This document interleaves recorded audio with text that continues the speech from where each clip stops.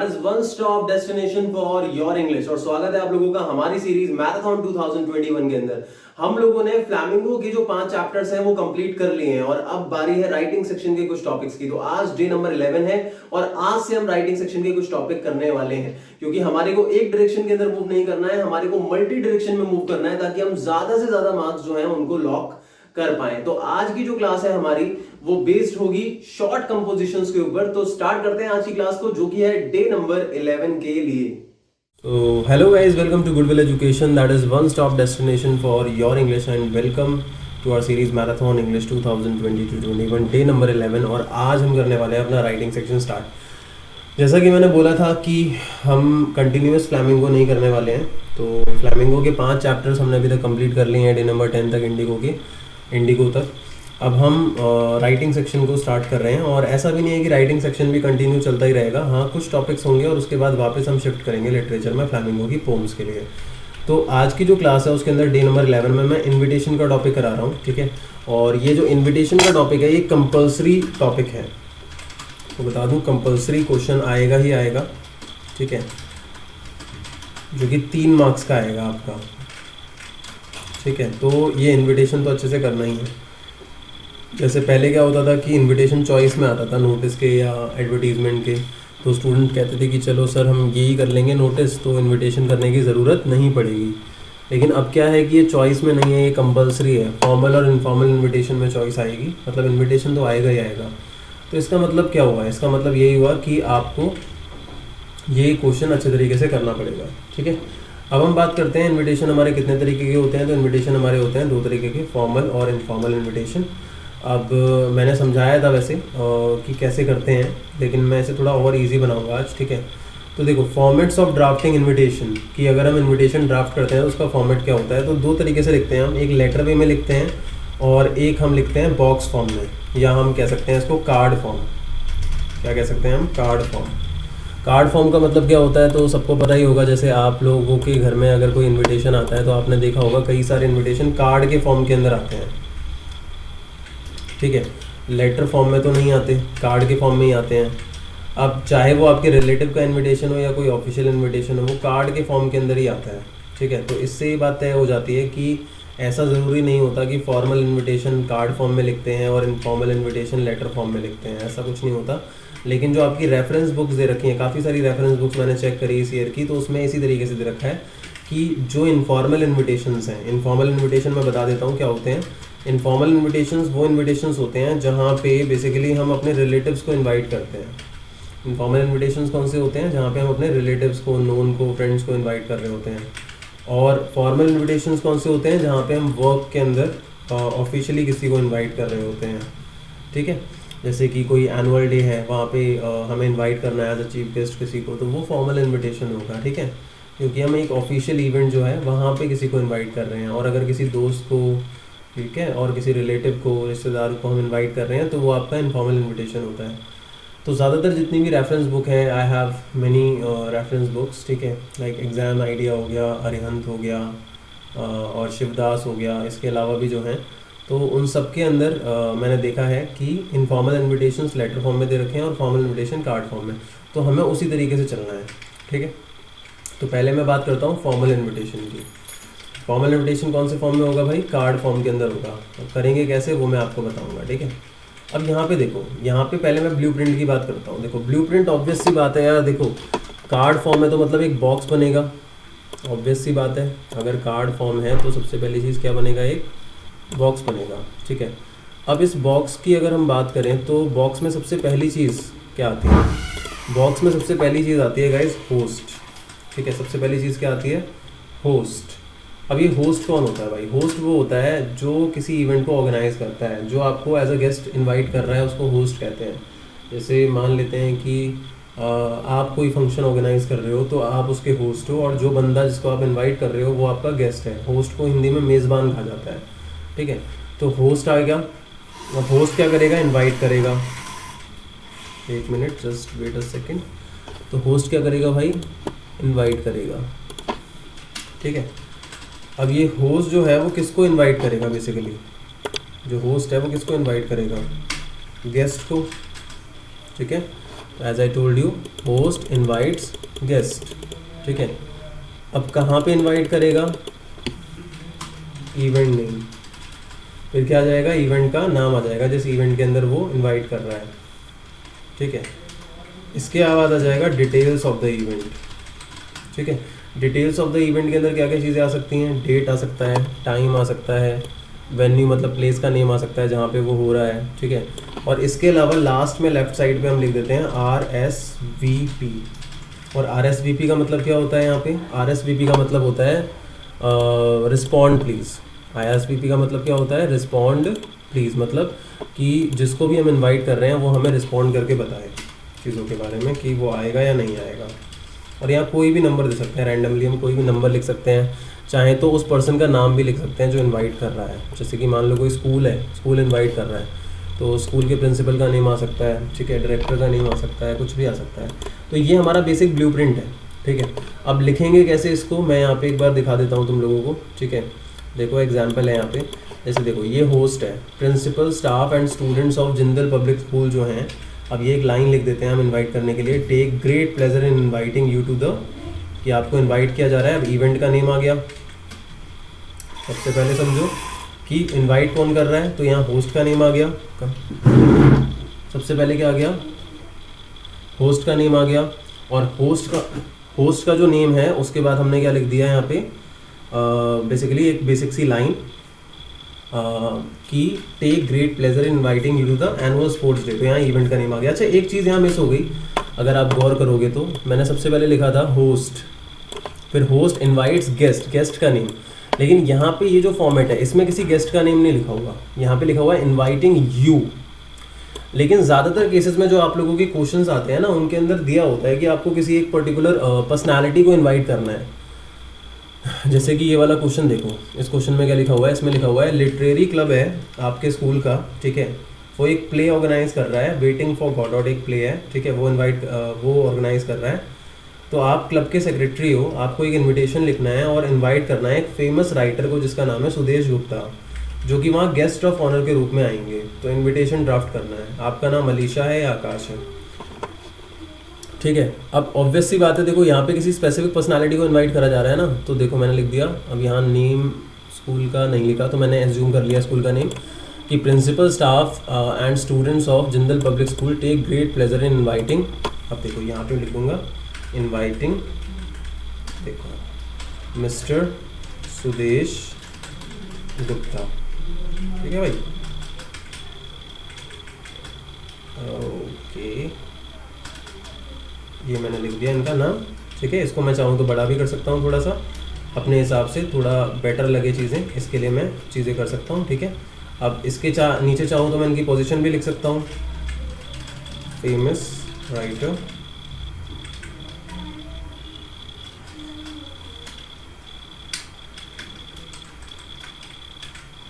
बोलिए।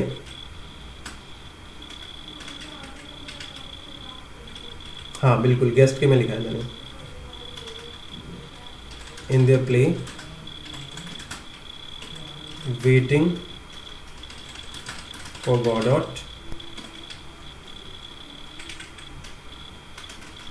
अब यहाँ फंक्शन का नाम मैंने पहले कुछ और लिख रखा था, देखो वेटिंग फॉर गॉडॉट आ गया। अब ये इवेंट, अब एट, ऑब्वियस सी बात है यहाँ पे टाइम आएगा हमारा, पहले टाइम लिख दिया मैंने, एट 4 PM ऑन, फिर डेट आ जाएगी, जैसे अभी के हिसाब से अगर लिख दूँ मैं, लिख दिया 24 मार्च 2021, और प्लेस आ गया at SRKVS auditorium Delhi Cantt, ये उस प्लेस का नेम है ना। अब इसके अलावा मैंने क्या लिख दिया, ये मैंने एडिट करा है पिछले वाले के बेसिस पे, तो थोड़ा सा मैंने चेंज करी हैं चीज़ें, ठीक है। अब देखो अब आ गया लास्ट में RSVP। अब RSVP में किसका नाम आ सकता है, यहाँ पे जो क्वेश्चन में दे रखा था, क्वेश्चन में अलीशा आकाश दे रखा था ना, तो आप ये लिख सकते हो,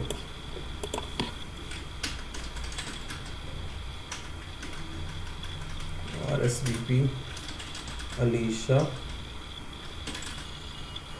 या फिर आकाश, कुछ भी लिख सकते हो आप, ठीक है। अगर नंबर डालना है तो नंबर भी डाल सकते हो, या स्कूल का नेम डालना है नीचे भी तो स्कूल का नेम भी डाल सकते हो, लेकिन क्वेश्चन में जो इन्फॉर्मेशन गिवन होगी उसके हिसाब से आपको लिखना होगा। इस चीज़ को हमेशा आपको ध्यान रखना है। समझ में आया सबको? Is it clear?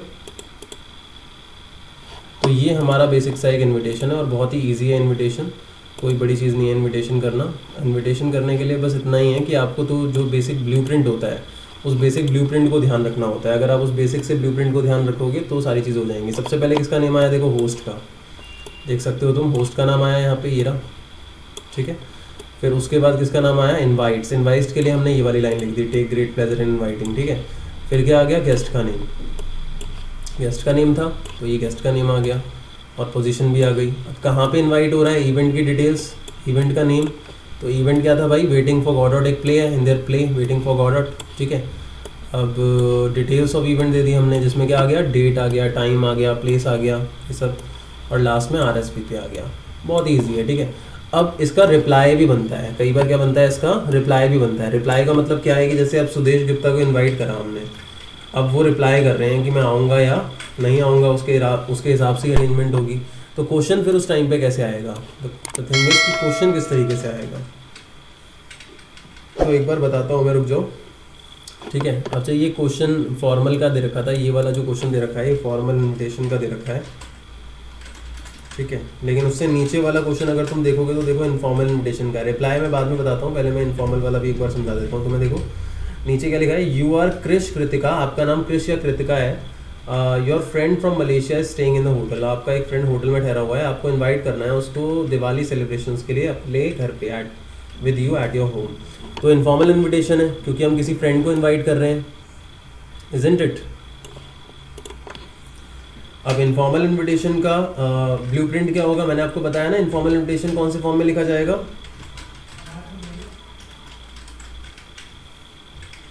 Letter form के अंदर लिखा जाएगा, ठीक है भैया। अब इसमें ब्लूप्रिंट में एक बार बताता हूँ, ध्यान से समझना। सबसे पहले है सेंडर्स एड्रेस, फिर है डेट। जैसे हम फॉर्मल लेटर करते हैं तो उसमें सेंडर एड्रेस आता है, फिर डेट आता है, फिर रिसीवर एड्रेस, सब्जेक्ट, ये सब आता है, लेकिन इसमें ये नहीं आता। इसमें सिर्फ सेंडर एड्रेस, फिर एक लाइन का स्पेस, डेट, फिर सैल्यूटेशन आता है, जैसे डियर फ्रेंड, ये लिख देते हैं, ठीक है। उसके बाद हम क्या करते हैं, ग्रीट करते हैं, ठीक है। मतलब डायरेक्टली इन्वाइट करने की जगह हम बात कर सकते हैं, how are you, I am fine here, I hope you are also fine there, you are also well there. तो इस तरीके से हम ग्रीट कर सकते हैं। फिर invite on the occasion and give necessary details, ठीक है। उसके बाद हम इनवाइट करते हैं भाई ओकेशन पे और नेसेसरी डिटेल्स देते हैं, और लास्ट में आस्क टू कम, मतलब आने के लिए बोलते हैं कि भाई I want you to be there, ठीक है। देयर वोंट बी एनी, क्या कहते हैं उसे, for there is a word, excuse, there won't be any excuse accepted, ठीक है। और फिर लास्ट में एंडिंग सैल्यूटेशंस योर्स लविंगली, और नेम आ जाएगा of the person of the host. ये हमारा ब्लूप्रिंट है, बेसिक सा ब्लूप्रिंट है, बहुत इजी है, ठीक है, कोई बड़ी चीज़ नहीं है। अब इसको अगर करके देखेंगे तो मैं आपको समझा देता हूँ। जैसे कि अभी देखो ये वाला क्वेश्चन है जो ऊपर नीचे दे रखा है गाइस, ये रहा। आपका फ्रेंड है मलेशिया में, ठीक है, होटल में ठहरा हुआ है, और आपको अपने घर पे उसे इनवाइट करना है। तो हो सकता है कि आप भी मलेशिया के अंदर ही हो, लेकिन वो होटल में ठहरा हुआ है। अब यहाँ कोई इन्फॉर्मेशन तो नहीं दी ना कि भाई तुम्हारा एड्रेस क्या है या कुछ ऐसा, बस इतना कंडीशन दिया है कि क्यों इनवाइट कर रहे हो, ठीक है। तो तुम अपने हिसाब से एड्रेस लिख सकते हो। तो यहाँ पे तुम एग्जामिनेशन हॉल लिख सकते हो, अगर कभी एड्रेस गिवन नहीं होता तो एग्जामिनेशन हॉल लिख सकते हो। लेकिन फिर भी कई सारे टीचर्स बोल देते हैं कि एग्जामिनेशन हॉल मत लिखना, आप क्या करना वो लिख देना, क्या कहते हैं उसे, कोई भी अपना एड्रेस अज्यूम करके लिख देना। तो वो तुम्हारी मर्जी है, एग्जामिनेशन हॉल भी लिख सकते हो, कोई एड्रेस भी अज्यूम करके लिख सकते हो। फिर डेट लिख दो, जैसे आज 3 मार्च है तो डेट हमेशा ऐसे ही लिखते हैं, ये ध्यान रखना, क्योंकि अगर डेट आप ऐसे नहीं लिखोगे तो आपका आधा मार्क वहाँ कट जाता है, ठीक है। फिर dear friend, is the name mention here, नहीं मेंशन नहीं है, डियर फ्रेंड, ठीक है। How are you, question mark, I am all fine here and I hope you are also amazing, full stop. अब देखो डायरेक्टली इनवाइट करने की जगह आप क्या कर सकते हो, जब पैराग्राफ चेंज करोगे तो आप उस कंडीशन को लेके लिख सकते हो बातें। जैसे अब देखो ये रहा ना कि वो होटल में ठहरा हुआ है ना, तो I just came to know that you are here in Malaysia in Hotel Juhu, and it's not fair since I want you to be here on this special occasion of Diwali, day after tomorrow. ठीक है, I want you to come and not to give any excuse. I hope you will meet me soon. समझ में आया? तो यहाँ पे अगर हम देखें तो स्टार्टिंग वाला पार्ट देखो, ये है, ये आपका ग्रीट हो गया, फिर आपने यहाँ इनवाइट कर दिया, कंडीशन भी बता दी उसके हिसाब से, और लास्ट वाला जो पार्ट था कि आस्क अश्योरिटी टू कम, तो ये यहाँ पे आ गया। बहुत इजी है, और ये 50 वर्ड्स के अंदर अंदर ही तो लिखते हैं, है ना। नाम क्या दे रखा था भाई? नाम दे रखा था ना कोई, कुछ भी लिख दो। समझ में आया कैसे करा ये इनविटेशन?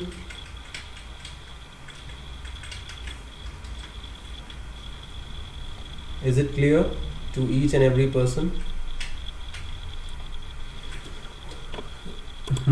तो यहाँ पे मैंने आपको दो करा दिए, फॉर्मल इनविटेशन भी बता दिया, इनफॉर्मल भी बता दिया। अब यहाँ पे इसकी बात आती है, हम रिप्लाई की बात करेंगे अगर, ठीक है। अगर हम बात करते हैं रिप्लाई की, देखो ये क्वेश्चन हमारा कंपलसरी है, और अगर आप कर लोगे तो आपके लिए ज़्यादा बेहतर रहेगा, ठीक है, क्योंकि 3 मार्क्स का आएगा।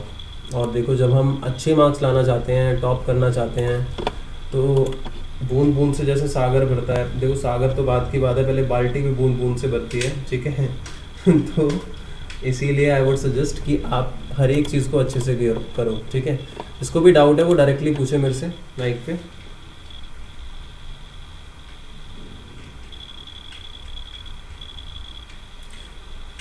देखो इनफॉर्मल इनविटेशन लेटर फॉर्म में है, तो बॉक्स बनाने की ज़रूरत तो नहीं है, लेकिन कई टीचर फिर भी बोल देते हैं कि आप एक काम करो, इसको बॉक्स में लिख दो, तो ये बॉक्स में आ जाएगा, यही चीज़ बॉक्स में आ जाएगी और कुछ नहीं होगा, ठीक है। मतलब जो आपने ये लिख रखा है इनफॉर्मल सेंस में, लेटर सेंस में, इसी को आप बॉक्स में बना सकते हो। वरना अगर आप कार्ड फॉर्म में लिखोगे तो फिर रिस्क है, वहाँ पे हो सकता है कोई टीचर गलत कर दे, ठीक है। क्योंकि मैंने ये चीज़ नोटिस की है कि जैसे मैंने अभी शुरू में जब इनविटेशन पहले कराया था, तो बच्चों को मैंने यही बताया था कि आप कैसे भी कर सकते हो, कार्ड फॉर्म में भी कर सकते हो, लेटर फॉर्म में भी कर सकते हो, दोनों के दोनों, चाहे कैसा भी इनविटेशन हो, ठीक है। फिर हुआ क्या कि स्टूडेंट्स ने परफॉर्म किया, तो कोई टीचर कह रहा कि नहीं ये तो कार्ड फॉर्म में ही करना है, कोई कह रहा नहीं ये तो लेटर फॉर्म में ही करना है, हर एक टीचर अलग अलग बात कर रहा है। तो I must say that there is no hard and fast rule for that. तो आपको इस चीज़ का ध्यान रखना पड़ेगा कि कार्ड फॉर्म में आप फॉर्मल वाला कर देना और लेटर के अंदर इनफॉर्मल वाला कर देना, क्योंकि रेफरेंस बुक्स में भी इस तरीके से दी है, ठीक है। बाकी बॉक्सेस में भी बना सकते हो आप, जैसा आपने पूछा, ठीक है। अब हम बात करते हैं इसके रिप्लाई की। अब देखो रिप्लाई की बात क्या है, रिप्लाई की बात देखो ये है कि क्वेश्चन कुछ इस तरीके से आता है, जैसे हमने रिसेंटली एक फॉर्मल इन्विटेशन करा था, अगर आपको याद हो, अभी रिसेंटली किया था, जिसके अंदर मैंने किसको लेके लिखा था, हाँ, एक प्ले के लिए सुदेश गुप्ता जी को इनवाइट किया था हमने, ठीक है। अब ऐसे देखो ये क्वेश्चन दे रखा है, क्वेश्चन ऐसे आता है कि जैसे इनविटेशन के क्वेश्चन में तो ये होता है कि भाई तुम्हें इनवाइट करना है इस पर्सन को, क्वेश्चन इस तरीके से आता है। लेकिन रिप्लाई के क्वेश्चन में होता है, ऐसे लिखा होता है कि तुम्हें एक इनविटेशन मिला है कहीं से चीफ गेस्ट बनने के लिए या किसी भी एक गेस्ट के रूप में आने के लिए, गेस्ट ऑफ ऑनर के रूप में आने के लिए, बट कोई इवेंट है सेम डे तो तुम नहीं आ पाओगे, तो तुम्हें रिप्लाई लिखना है।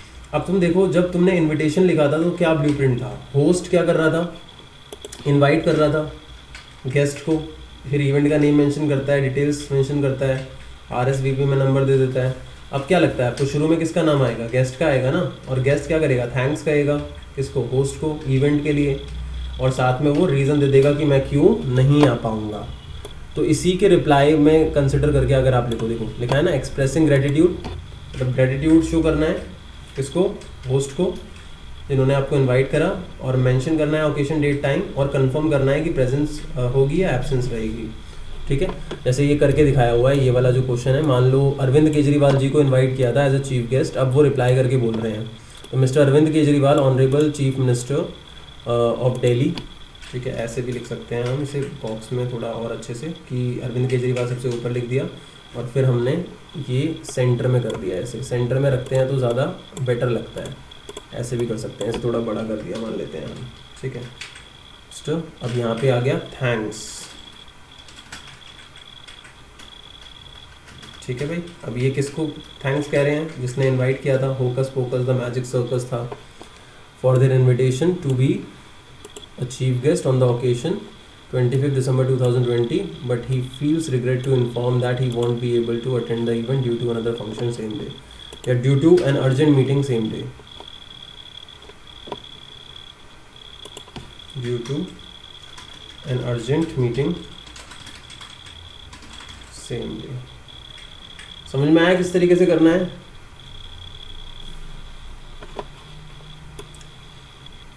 अगर आप चाहो तो ये वाला भी लिख सकते हो, आप इसी तरीके से लिखोगे आप, ठीक है, कि मिस्टर सुदेश गुप्ता, ठीक है, फिर ब्रैकेट में दिया writer of 7 wonders in India, मतलब बुक का नाम लिख दो, कुछ भी लिख दो, थैंक्स JVM पब्लिक स्कूल, ठीक है, for their invitation to be the chief guest या guest of honour in the play waiting for Godot on date आ गया, but he feels regret to inform that he won't be able to attend the event. अगर आने वाले होगा तो क्या लिखेगा कि वो आएंगे, कि he will surely attend the event and will add a grace to the function, इस तरीके से आ जाएगा, ठीक है।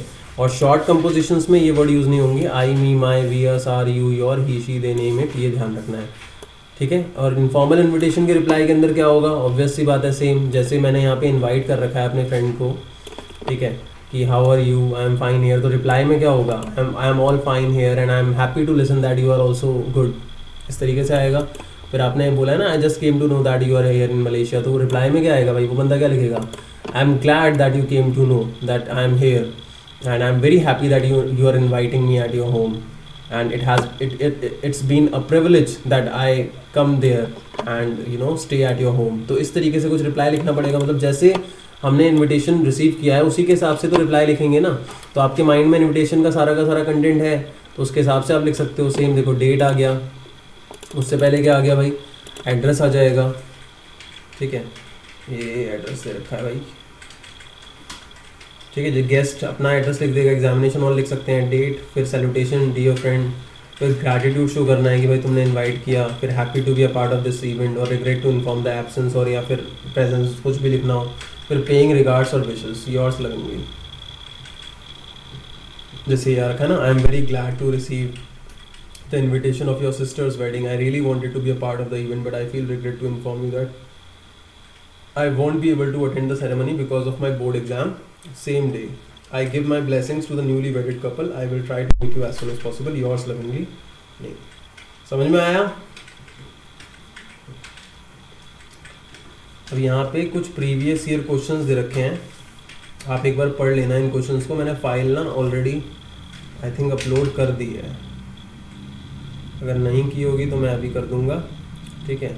तो ये तुम्हें करना पड़ेगा। तो ये गाइस हमारा क्या है, डे नंबर 11 है। ये क्वेश्चन एक बार पढ़ के देखना कौन से देखो, ये जो क्वेश्चन मैंने गॉडआउट वाला दिया था ना, ये आ रखा है ऑलरेडी, देखो ये रहा, ये 2014 में आया है, 2014 में। देखो ये क्वेश्चन है, as a principal of a reputed college you have been invited to inaugurate a book exhibition. ये रिसीव का है, draft a reply to the invitation not more than expressing your inability to attend the function. Easy है यार, बहुत easy है, मतलब करोगे ना तो पूरे मार्क्स आएंगे, 3 आउट ऑफ 3 आएंगे। और 80 में से कितने आएंगे? 80 में से 80 आएंगे, बिल्कुल सही कहा। बस मेहनत करनी है। देखो मेरा पर्सनली पता है क्या मानना है, इस दुनिया में सबसे इजी काम क्या होता है? पढ़ाई सबसे इजी है, बैठ के पढ़ाई तो करनी है। Don't you think physical labour से आसान होता है? ठीक है, तो यहाँ पे हमारा ये जो इनविटेशन का टॉपिक है गाइस वो ख़त्म होता है, और हमारा डे नंबर 11 जो है वो यहाँ पे ख़त्म होता है। डे नंबर 12 के लिए अभी हम वेट करेंगे।